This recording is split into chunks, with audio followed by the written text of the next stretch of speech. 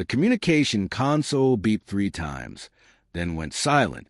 Ambassador Veltar stared at the dark screen, where Ambassador Kim Hyun-woo's face should have appeared. For 15 years, they had their morning briefing at exactly this time. Today, nothing. Strange. Veltar muttered, pressing the emergency contact button. Still nothing. He tried the backup channels, the trade frequencies, even the casual chat networks that human diplomats love to use. Every single one was dead. Across the galaxy, similar scenes played out in dozens of council offices. Trade Captain Mordex had been expecting Lee Ji-hoon's cargo fleet to arrive at the mining colonies. The ships never came. No message, no delay notice, no explanation. They simply didn't show up. In the military command center, Admiral Kextar frowned at his tactical display. The blue dots that represented human patrol ships in the dangerous void sectors had vanished overnight. Not destroyed. The sensors would have detected explosions or debris. They were just gone, as if they had never existed at all. Give me Captain Park some in. Admiral Kextar ordered his aide. I've been trying for 6 hours, sir. No response from any human military vessel. The council chambers buzzed with worried conversations. Representatives from 47 different species gathered in small groups, all asking the same question. Where were the humans?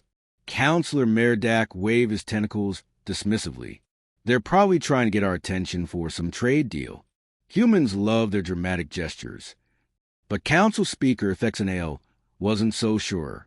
In 200 years since first contact, humans had never done anything like this. They were always talking, always communicating, always involved in everything happening across the galaxy. The silence felt wrong. Dr. ZYX Andrew from the Science Consortium checked her research networks. Dr. Han Yuri's team had been working on quantum stabilizers for the Outer Rim defense platforms. Their lab was empty. Their equipment was gone. Even their automated research updates had stopped broadcasting. This is coordinated, Dr. ZYX Andrew announced to the gathered scientists. Every human research facility went dark at the same time, down to the minute. The first signs of trouble appeared within days. The Zephyrian Empire's quantum processors began showing error messages that no one could understand. These machines had run perfectly for decades, maintained by quiet human technicians who worked in the background. Without them, the system started failing one by one. Emperor Zwaixthon called an emergency meeting with his top engineers. How long before we lose main power? 3 weeks, maybe 4 if we're careful, Your Majesty. The human maintenance protocols are too complex for us to replicate. Similar reports came from every corner of the galaxy. The Corvin Dominion's expansion fleets found their navigation systems producing random errors. The Aquatic Federation's terraforming equipment stopped responding to commands. Trade routes that had run smoothly for generations became tangled messes of delays and confusion. But the most disturbing news came from rim worlds. Ancient defense platforms that had protected the galaxy's edge for thousands of years were going offline. These massive structures had been built by a long-dead civilization, and no living species truly understood how they worked, except for the humans. Professor Kim Jae-sung's team had spent decades studying the platforms, making tiny adjustments and repairs that kept the ancient technology functioning. Without them, the barriers that held back the galaxy's greatest nightmares were beginning to fail. In the deepest parts of space, where light never reached and reality bent in strange ways, something stirred.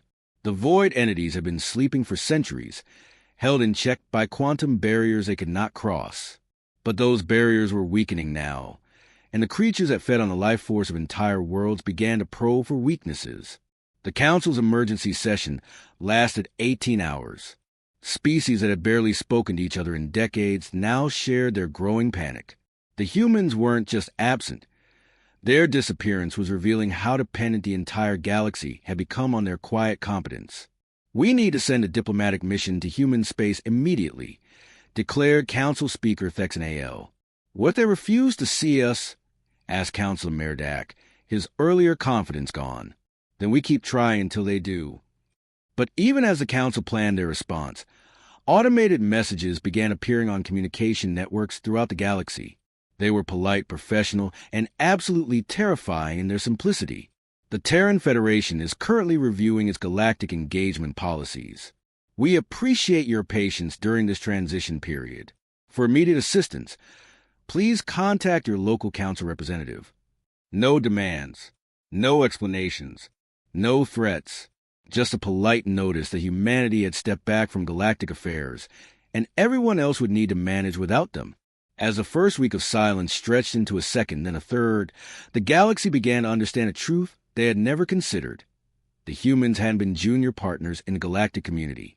They had been the foundation that held everything together, and now they were gone. 3 weeks had passed since the humans went silent, and the galaxy was falling apart piece by piece. Emperor Zuwayaxthon stood in his throne room, watching his greatest city through the tall windows. Half the lights were already dark. His golden scales, once bright with pride, had dulled to the color of old brass. "How much time do we have?" he asked his chief engineer. 2 days, maybe 3, Your Majesty. The quantum processors are failing faster now. Without Engineer Choi Minho's maintenance codes, we can't fix them. The Emperor closed his eyes. The Zephyrian Empire had ruled this sector for 1,000 years. Their technology was supposed to be the most advanced in the galaxy. But now he learned the truth. For decades, a quiet human engineer had been keeping their civilization running with small fixes and updates that no Zephyrian understood. Across the galaxy, similar conversations were happening everywhere. Trade Captain Mordex floated in his ship's command center, staring at shipping routes that made no sense anymore. Captain Young Sujin had always handled the complex calculations that made interstellar trade profitable. She had optimized routes, managed timing, and somehow made sure that goods arrived where they were needed most. Without her, chaos ruled the shipping lanes. Cargo ships arrived at empty stations. Food rotted in warehouses while colonies starved 3 systems away. Prices jumped wildly as no one knew where supplies would come from next. "We're losing money on every shipment," Mordex told his crew.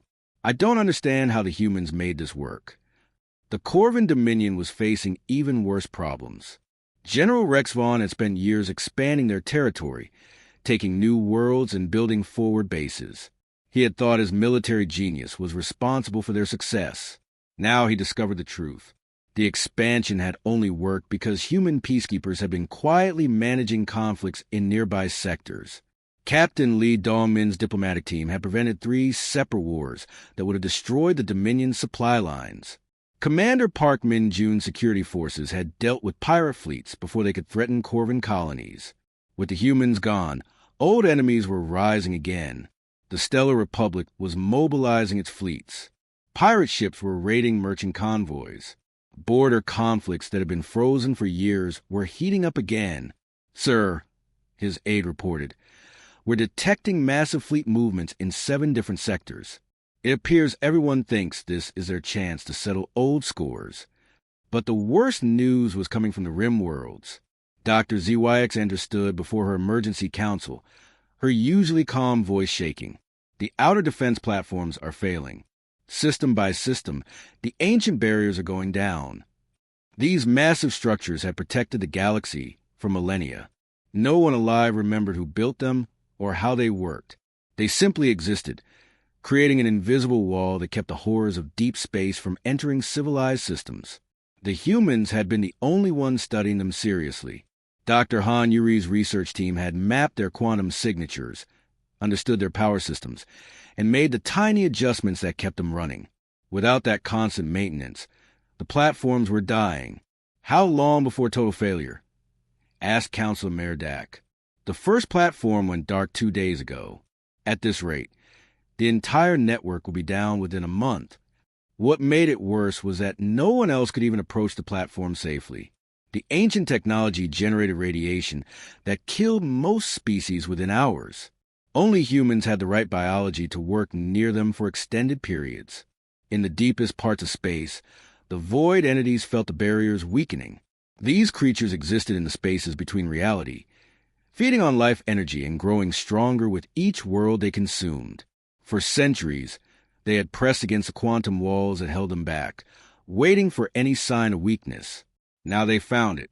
The first probe pushed through a failing section of barrier in the outer rim.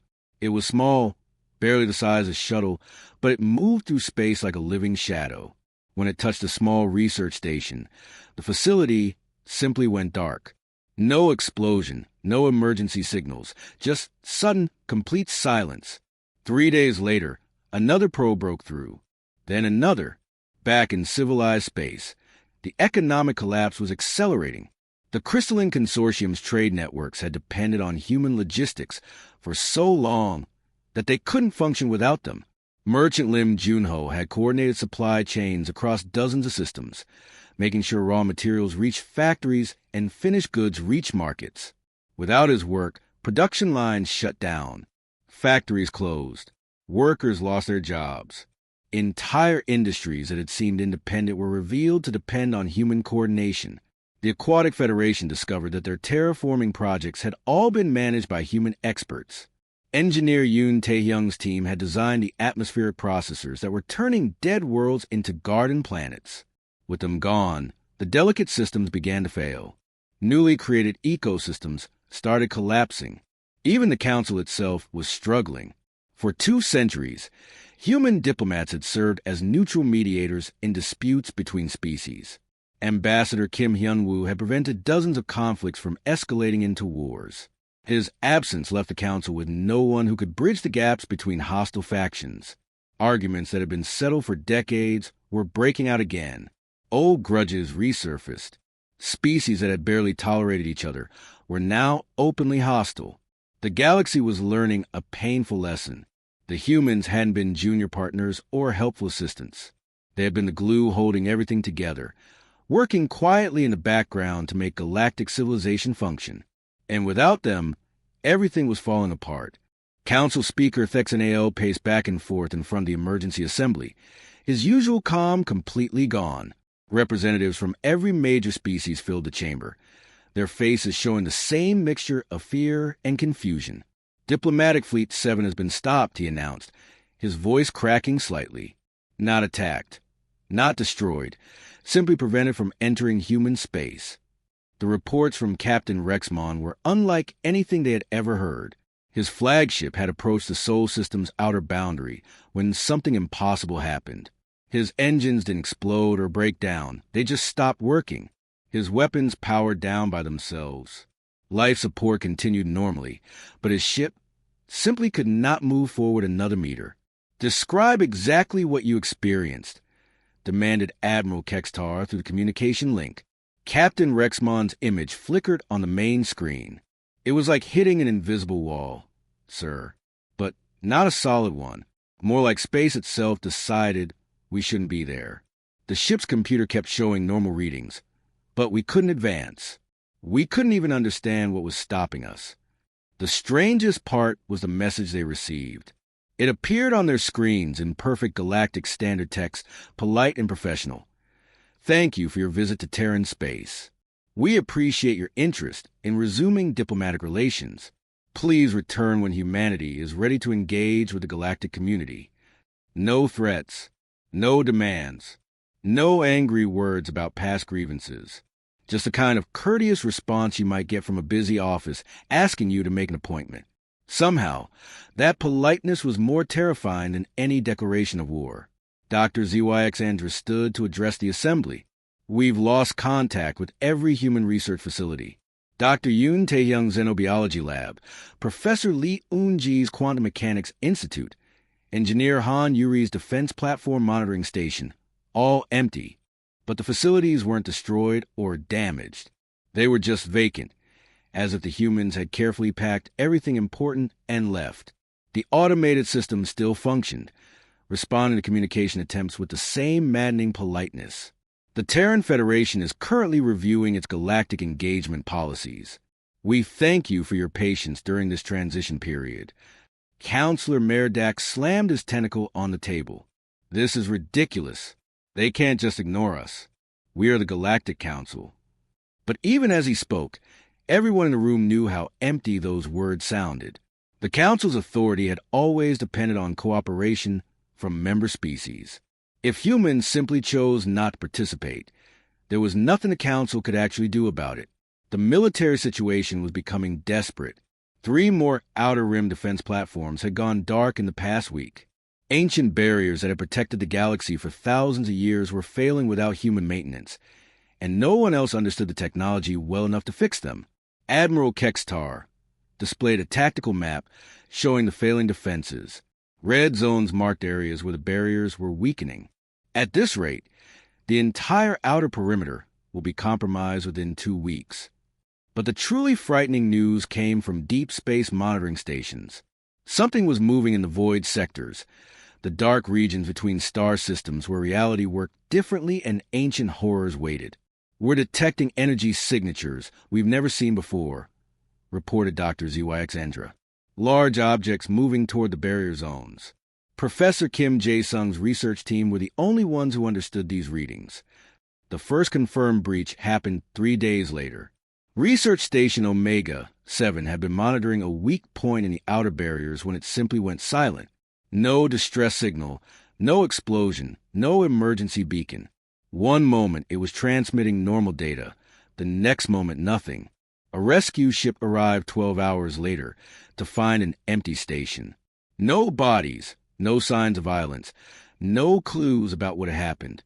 The facility was intact but completely lifeless, as if something had drained every bit of energy from it.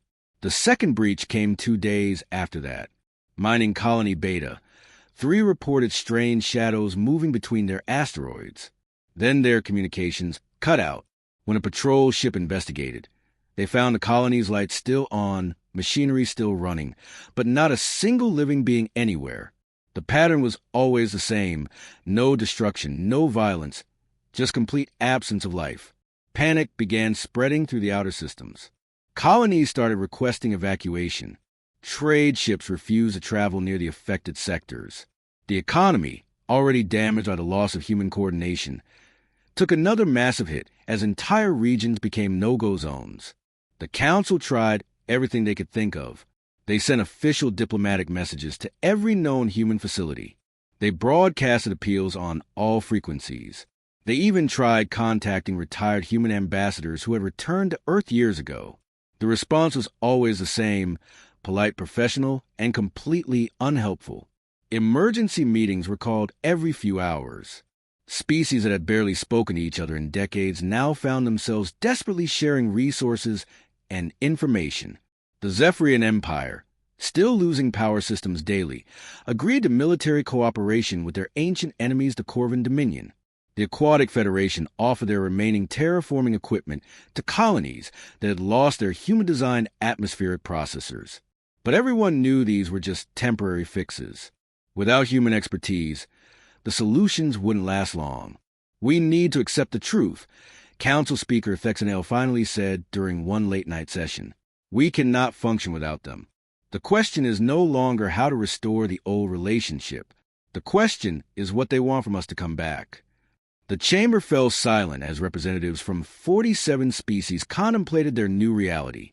For the first time in galactic history, humans held all the cards. The transmission came without warning on a quiet Tuesday morning. Every screen in the council chambers suddenly displayed the same image: Dr. Park Dong-hyun, sitting calmly at a simple desk, his weathered face showing no emotion. Council Speaker Thexanel nearly dropped his ceremonial staff. After 2 months of silence, a human was finally speaking to them. "Members of the Galactic Council," Dr. Park began, his voice steady and professional. "Humanity has completed its review of certain classified documents obtained from your archives. What we discovered has been most enlightening." The chamber fell completely silent. 47 species representatives leaned forward, hanging on every word. "We found something called the Terran Limitation Protocols," Dr. Park continued. "Secret agreements between your species to control human development while taking advantage of our work." Emperor Zuaxthan's golden scales began to pale. Counselor Merdak's tentacles curled nervously around his chair. They had hoped those old documents would never surface. Dr. Park's image was joined by General Song Min-jun, whose military uniform showed medals from countless battles fought protecting alien worlds. His presence made the transmission feel more serious, more official. "For 50 years," General Song said quietly, 17 council species have been blocking human access to advanced technologies. Quantum fold drives that could cut our travel time by half. Denied due to safety concerns that never applied to your own ships. Stellar mapping data that we helped create. Restricted because humans might misuse it. Temporal research that could revolutionize medicine. Banned while your species use it freely. The accusations hit the council like hammer blows. These weren't angry shouts or emotional outbursts. The humans stated facts calmly, like scientists reading research results. Every time humanity developed something new, Dr. Park resumed, the council found ways to limit how we could use it. You took our innovations and improved them, then sold the upgrades back to us at premium prices. You turned our generosity into your profit. Voices began rising in the chamber. Some representatives tried to object. Others whispered frantically to their aides. But the humans weren't finished. General Song's expression hardened. We also discovered communications about something called the Terran Partition Plan. 14 council members have been mapping our territory, planning how to divide human space once we were no longer useful. The chamber erupted. Several ambassadors jumped to their feet, shouting denials. Others sat in stunned silence, knowing they had been caught. Our colonies, our research stations, our trade routes, all cataloged for seizure. General Song continued over the noise. You were planning to take everything we built while making it look like a peaceful transition for our own good. But the worst revelation was still coming. Dr. Park's face filled the screen again, and his next word sent ice through every representative's veins.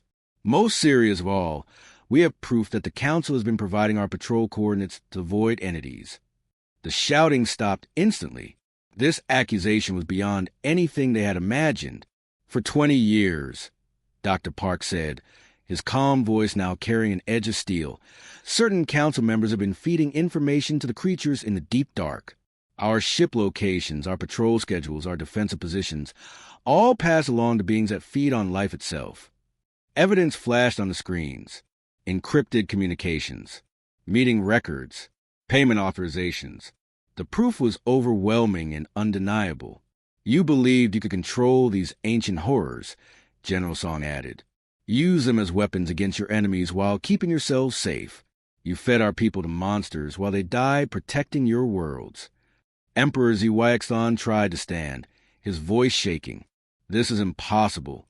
No one would make deals with the void entities. The evidence suggests otherwise, Your Majesty, Dr. Park replied politely. Your own intelligence services brokered 3 separate agreements, trading human patrol data for promises that Zephyrian space would be left alone. Similar accusations followed. The Corvin Dominion had sold information about human supply routes. The Aquatic Federation had provided details about human research stations. Species after species were named, their betrayals laid bare with calm precision. Every human who died in the void sectors, General Song said, every researcher who vanished, every patrol ship that never returned, they were sacrificed by people they trusted. The implications were staggering. Hundreds of humans had died fighting creatures that their own allies had been secretly helping.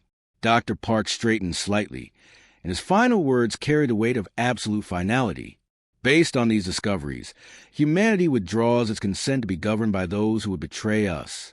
We will protect our own interests from now on. The screen flickered, but the transmission wasn't over. The galaxy may negotiate for our services as equals, Dr. Park continued, or face its challenges alone. We bear no hatred towards species who had no part in these schemes. But trust, once broken, must be rebuilt through actions, not words. General Song nodded slowly. Choose wisely. The barriers are failing. The old threats are waking up. The galaxy needs protectors who can't be bought or betrayed. The transmission ended, leaving the council chamber in complete silence. For the first time in galactic history, humans had walked away from the table, and everyone knew that without them, the galaxy might not survive what was coming from the dark. The reckoning had begun, and the price of betrayal was becoming clear. 2 months had passed since Dr. Park's transmission, and the galaxy was dying. 7 star systems had gone completely dark, consumed by void entities that moved like living shadows through space. The outer defense barriers were failing faster each day, and entire sectors were being evacuated as ancient horrors pushed deeper into civilized space. The economic collapse was complete. Without human coordination, trade routes had become chaotic tangles. Colonies starved while food rotted in distant warehouses. The Zephyrian Empire cities ran on emergency power, their quantum processors failing one by one. The Corvin Dominion's expansion fleets were trapped in hostile territory with no fuel supplies. Council Speaker Thexanel looked older than his 800 years as he called the emergency session to order. Representatives who had once argued over trade disputes and territorial rights now sat in desperate silence, knowing their civilizations were crumbling. The humans have agreed to negotiate, he announced, his voice barely above a whisper. A collective sigh of relief filled the chamber, but it was short-lived. The main doors opened, and Ambassador Oh Sung-hwan entered with calm confidence. Behind him walked Admiral Kim Hae-jin, whose military bearing commanded instant respect, and economic advisor Lim Jun-ho, carrying a simple datapad that would determine the galaxy's future. They took seats at the negotiation table, without ceremony. No grand entrance, no diplomatic fanfare. Just 3 humans sitting across from representatives of 47 desperate species. "Thank you for agreeing to meet with us." Ambassador Oh said politely, "We understand the galaxy is facing some challenges. As if the collapse of galactic civilization was a minor inconvenience." Emperor Zhuaixthon leaned forward, his dulled scales catching the chamber lights. "Ambassador, we are prepared to offer substantial compensation for your return to galactic affairs. Mining rights, trade agreements, technology transfers. Name your price." Ambassador Oh smiled slightly. "Your Majesty, we are not here to be hired. We are here to discuss partnership." Admiral Kim placed a single document on the table. "These are our terms for re-engagement." The first term made several representatives gasp. Full council membership with equal voting rights and veto power over any decision affecting human interests. Humanity would no longer be junior partners seeking approval. They would be equals with the power to block any action they found unacceptable. The second term caused even more distress. Complete access to all galactic technologies, databases, and research. No more restrictions, no more safety reviews, no more barriers designed to keep human development limited. Economic advisor Lim spoke for the first time. "We will also require complete sovereignty over human space. No council oversight, no external inspections, no limitations on our territorial expansion or internal policies." Councillor Merdak's tentacles writhed in agitation. "This is outrageous. You demand to rule over us." "We demand to be treated as equals," Admiral Kim replied calmly. "Nothing more, nothing less." But the final term was the most difficult to accept. Human ethical frameworks would guide future interspecies relations. The same morals and principles that had made humans reliable allies would become the foundation for all galactic law. Emperor Zhuaixthon's voice rose in anger. "Preposterous! You would make us follow human rules." "We would make the galaxy follow civilized rules," Ambassador O corrected. "No more secret deals with hostile entities. No more betraying allies for temporary advantage. No more exploitation disguised as cooperation." The debate that followed was fierce but brief. As the representatives argued, alerts kept arriving from the outer rim. Another colony had gone silent. Another defense platform had failed. Another system was requesting immediate evacuation. The Aquatic Federation's representative was the first to break. "Our terraforming colonies are dying. Without human expertise, we cannot maintain the atmospheric processors. Our people are suffocating on worlds we spent centuries preparing." The Crystalline Consortium agreed next. Their trade networks had collapsed so completely that some planets were facing starvation. The complex logistics the human coordinators had managed seemed impossible for anyone else to replicate. One by one, species that had once dismissed humans as useful primitives now admitted they could not survive without human protection and expertise. The vote was unanimous, but not because everyone agreed. It was unanimous because they had no choice. Within hours of the agreement, human ships began returning to their posts. Captain Park Sung-min's fleet arrived at the failing outer barriers. their familiar blue engine trails bringing hope to systems that had prepared for evacuation. The difference was immediate and dramatic. Defense platforms that had been dark for weeks suddenly came back online. Trade routes that had been chaotic tangles began flowing smoothly again. The advance of void entities stopped as human patrol ships resumed their eternal watch. But everything was different now. When human diplomats took their seats in the council chambers, they sat as equals, not as petitioners seeking approval. When human researchers accessed galactic databases, they did so by right, not by permission. When human colonies expanded into new systems, they did so as sovereign nations, not as supervised territories. The old patterns of exploitation were gone forever. Species that had grown rich from human innovation, while limiting human development, found themselves competing on equal terms. The comfortable arrangement where they benefited from human work, while controlling human advancement, was over. Dr. Lee So-young's ethical protocols became the new standard for interspecies relations. Commander Yoon Ji-woo's strategic doctrine replaced the old systems of dominance and betrayal. The galaxy began operating under principles it had forgotten: cooperation over exploitation, trust over treachery, respect over condescension. Humanity had not conquered the galaxy through superior firepower or advanced technology. They had taught it how to be civilized by simply refusing to accept anything less than equal treatment. The greatest victory was achieved not through force, but through the simple act of walking away until others learned to value what they had always taken for granted.